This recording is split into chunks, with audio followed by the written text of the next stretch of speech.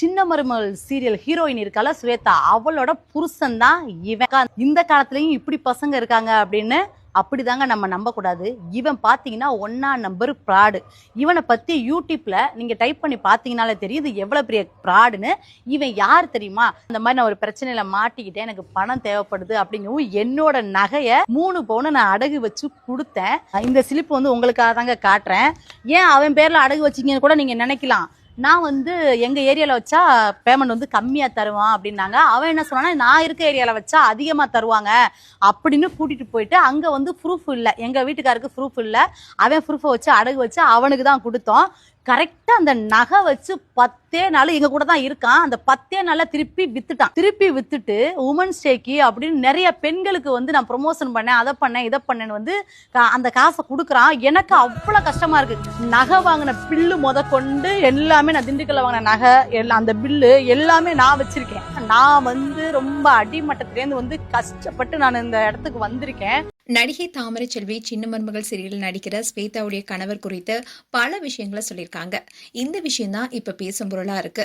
விஜய் டிவில ஒளிபரப்பாகிட்டு வர சின்ன மருமகள் சீரியல ஹீரோ நடிச்சிட்டு வருவாங்க தான் நடிகை ஸ்வேதா. இவங்க தான் என்னுடைய மனைவின்னு சில வருஷத்துக்கு முன்னாடி ஆதின்றவங்க சோசியல் மீடியால ஒரு இன்டர்வியூ கொடுத்திருந்தாரு.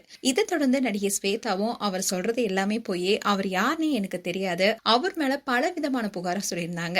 இதை தொடர்ந்துதான் ஆதியும் யாருன்னே தெரியாதுன்னு சொன்னவங்க எப்படி எனக்கு விவாகரத்து மனுவா அனுப்ப முடியும், அந்த விவாகரத்து மனுலையும் பலவிதமான பொய்களை சொல்லியிருக்காங்க.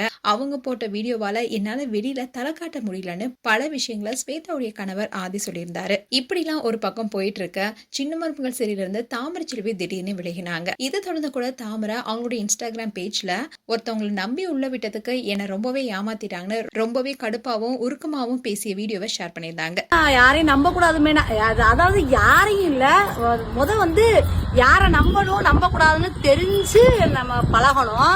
எங்க வீட்டு பக்கம் சொல்லுவாங்க, ஆமை புகுந்த வீடு விளங்காது அப்படிம்பாங்க. அதே மாதிரி என் வீட்டுக்குள்ளேயும் ஒரு 2 ஆமை வந்தது. அந்த 2 ஆமை வந்ததுனால என் வாழ்க்கை நல்லா இருக்கு. மற்றபடி வந்து நிறைய சின்ன பின்னமா ஆயிருக்கு.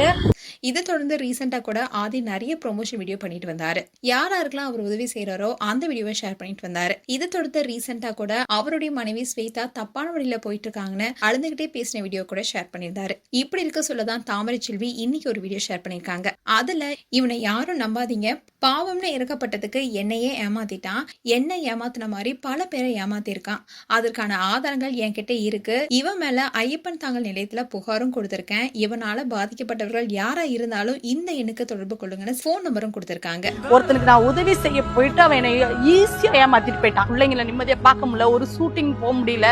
இவங்கள்ட்ட பழகி நான் அவ்வளோ மனவேதனை அடைஞ்சிட்டு இருக்கேன். இன்னொன்னு பாத்தீங்கன்னா, நான் கேஸ் கொடுத்துருக்கேன்.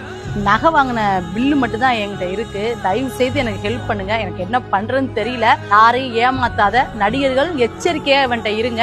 இன்னும் வந்து அவனை பத்தி தெரிஞ்சுக்கிறதுக்கு வீடியோ கீழே நிறைய யூடியூப் லிங்க் எல்லாம் வீடியோ போடுறேன், நீங்க போய் பார்த்து தெரிஞ்சுக்கோங்க. இப்படி ஒரு தருதலைக்கு தயவு செய்து உங்களை கையெடுத்து கும்புற சப்போர்ட் பண்ணாதீங்க. இந்த வீடியோ இப்போ சோஷியல் மீடியால வைரல் ஆயிட்டு வருது. மேலும் உங்களுடைய கருத்துக்களை கமெண்ட் செக்ஷன் சொல்லுங்க. இது போன்ற வீடியோஸை பார்க்க நியூஸ் தமிழ் கிட்ஸ் சப்ஸ்கிரைப் பண்ணுங்க. மறக்காம நோட்டிபிகேஷன் பட்டனை கிளிக் பண்ணுங்க.